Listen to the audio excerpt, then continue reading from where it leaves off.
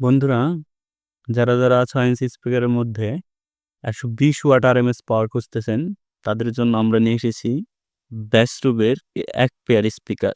দেখতে পেতেছেন এই স্পিকারগুলো খুবই প্রিমিয়াম। এটার ম্যাক্স পাওয়ার হইতেছে ১৮০ ওয়াট এবং খুব হাই ম্যাগনেট এবং ওয়েট খুব বেশি। এটা কম করে হলেও ২ কেজির মতো ওজন হবে এবং ম্যাগনেটের মধ্যে এক্সট্রা রাবার লাগানো আছে